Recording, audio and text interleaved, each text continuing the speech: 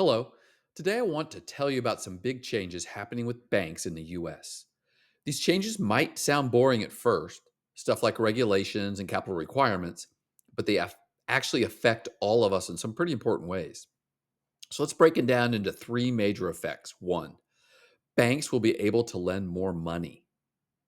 Right now, banks are required to hold a certain amount of cash as a backup, just in case things go wrong. But soon, those requirements are being adjusted. That means large banks will have a lot more money than they're allowed to use, nearly double what they have now. With all that extra money, banks can give out more loans to small businesses, to families buying homes, and even to students. More loans mean more people starting businesses, more jobs, and more spending. It helps the economy grow. Think of it like this: if a car engine needs gas to run, the loans are like fuel for the economy.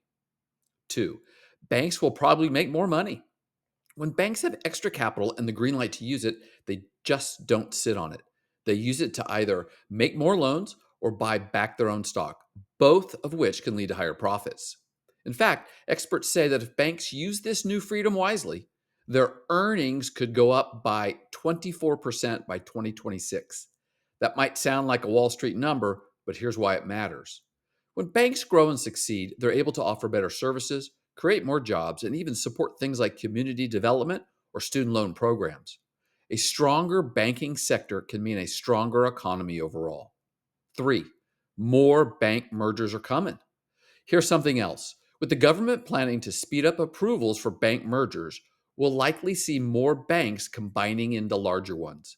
This is called M&A, mergers and acquisitions.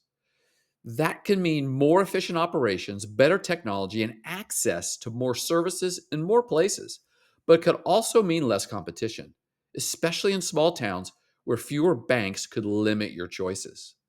Still, in the short term, this kind of activity brings money into the economy for lawyers, advisors, consultants, and supports job growth in finance and tech.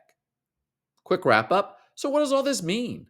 More loans available to everyday people, banks getting stronger and more profitable, more bank mergers reshaping the industry.